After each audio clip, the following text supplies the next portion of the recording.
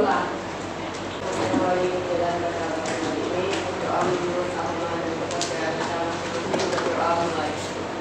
Kita akan melanjutkan presensi kehadiran. Untuk hari ini ada yang tidak masuk. Dispen 1 ya. Ada yang masih ingat pertemuan sebelumnya sudah belajar tentang apa? Hukum dasar kimia. Siapa yang bisa menjelaskan atau menyebutkan saja? Ada berapa sih hukum dasar kimia itu? Silakan siapa? Tunjuk tangan. Hukum Ross, kemudian Dalton, kemudian jaringan kolom siapa? Dari Lusa ya. Kemudian ada kalangan siapa? Kalangan Lafase. Kemudian yang terakhir Avogadro. Jadi untuk hari ini nanti kita belajar tentang apa aja sih? Tentang konsep mol ya.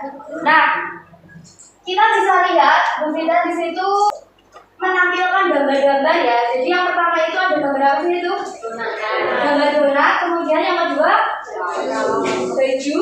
Yang ketiga piring. Nah, biasanya kalau kita beli roti itu satuan roti itu apa? Biasanya kita beli misalnya donat itu satu lusin gitu ya, satu lusin donat itu kan biasanya kita sebut merek misalnya Ceko gitu ya. Itu kan ada setengah dus atau satu dus gitu ya biasanya kalau kalimat di Ceko gitu. Nah itu satu lusin itu berarti berapa buah sih? 12. Kemudian baju, misal beli kodian berarti kalau misal satu kodi itu berapa buah? 20 buah. Kalau 2 kodi berarti 40. Jadi dikali aja ya. Kemudian kalau piring itu misal mau beli 1 gros, itu makna dari 1 gros itu apa? 12 lusin. Kalau 12 lusin dijadikan buah berarti 12 dikali 12 gitu ya. Masih ingat kan? Ya, jadi satuan-satuan dalam matematika itu ya ada 1 lusin, 1 kodi, 1 gros. Kalau itu dalam dunia matematika, maka satuan-satuannya ada lusin, gros, kodi, rim. Nah, dalam kimia bagaimana? Ya, dalam kimia itu kan kita melibatkan banyak sekali partikel ya, sekumpulan partikel yang sangat banyak dan jumlahnya itu sangat kecil. Nah, pastinya dalam kimia juga ada satuan partikel. Ada yang tahu satuan partikel itu apa? Belum ya?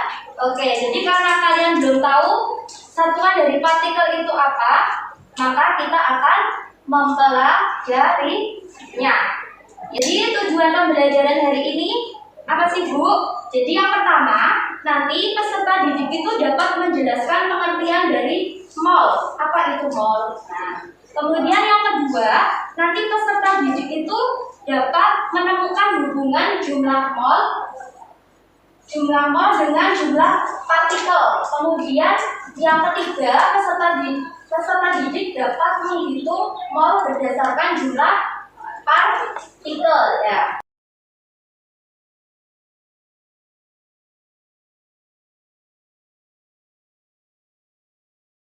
Kelompok nanti terdiri atas 6 orang gitu ya. Jadi untuk kelompok 1 silakan nanti duduknya biar nggak pusing ya Bu Vita nanti menilainya, karena nanti kita juga akan nilai dari kegiatan diskusi kalian.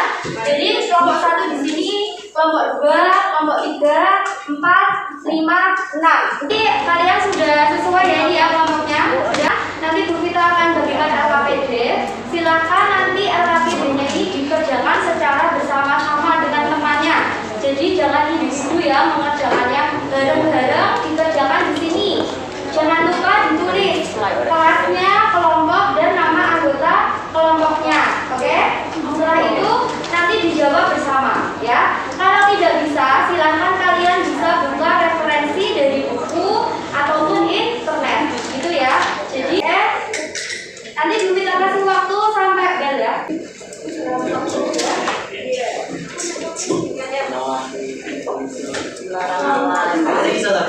Betul. Kelompok 5 ya. Silakan dikerjakan bersama temannya ya. Jadi jangan sampai kalian ngerjain yang paham cuma satu orang. Kalau ada teman yang lain nggak paham, silakan dikasih tahu.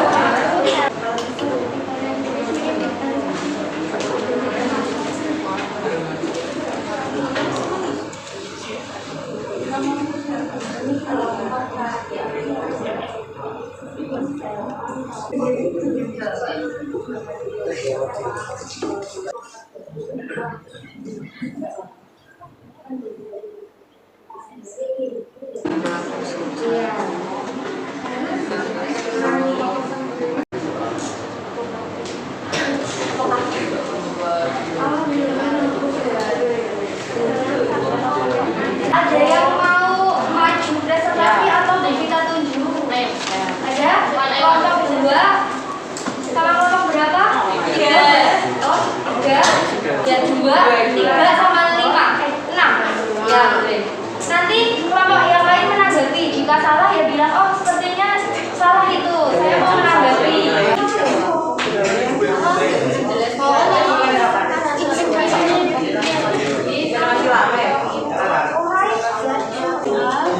Assalamualaikum warahmatullahi wabarakatuh.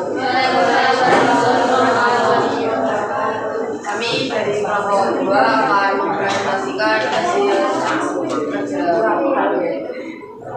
perkenalan. Ya, Kenalkan, nama saya Asma Zaisa, nomor Aksena. 12,04 kali 10 pagi dengan mengukur 2 jumlah mol 2 mol 2. Lot kelima, jumlah partikelnya yaitu 3,01 kali. Partikelnya itu rumus n dikali 6,02 dikali 10 pangkat 23. Satuan partikel ada 3 yaitu atom, molekul, dan ion. Sekian presentasi dari kelompok kami. Terima kasih. Wassalamualaikum warahmatullahi wabarakatuh. Assalamualaikum warahmatullahi wabarakatuh. Perkenalkan, kita dari kelompok 3. Di sini kita mau mempresentasikan tentang konsep mol dengan jumlah partikel. Jadi, perkenalkan, nama saya Faiza Daya Solida, bisa 13. Persamaannya untuk menentukan mol atau n apabila diketahui jumlah partikel zat tersebut.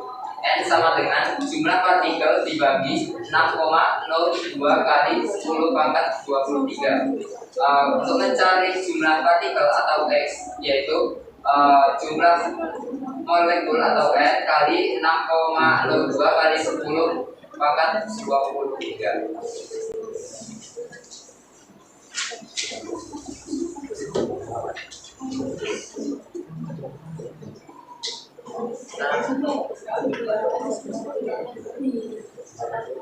Komposisi Fe jumlah partikelnya 6,02 kali 10 pangkat 23 atau Fe jumlah molekulnya 1 molekul Fe. Hidrogen jumlah partikel 12,04 kali 10 pangkat 23 molekul ada 2 jumlah mol 2 mol apakah Program 5 atau SN jumlah partikelnya 3,01 kali 10 lawan 23 atau SN dan jumlah molnya 0,5 mol SN.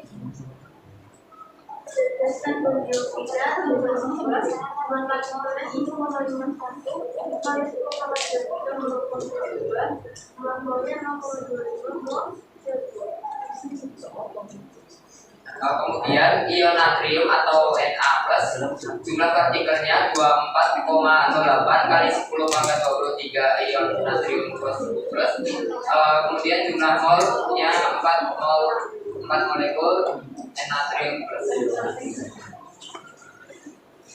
Terus jumlah mol NaCl itu 0,5 mol, jumlah partikel NaCl-nya 6,02 kali 10 dan pangkat 23 molekul NaCl, jumlah mol Na plus-nya 0,5 mol, jumlah partikel Na plus-nya 3,01 kali 10 pangkat 23 ion Na plus, jumlah mol Cl-nya 0,5 mol, jumlah partikel Cl-nya elemen 3,01 kali 10 pangkat 23 NaCl. Lalu kesimpulannya adalah 1 mol sama dengan 6,02 kali 10 pangkat 23 partikel. Lalu kita mencarinya itu pakai rumus segitiga. Jadi segitiganya nanti bentuknya kayak gini. Di atasnya itu X jumlah partikelnya, terus N-nya itu jumlah mol, terus ini itu bisa M6,0,2. Ya, bilangan aku sebenarnya ini 6,02 kali 10 pangkat 23. Jadi sekian dari presentasi dari kelompok saya. Terima kasih.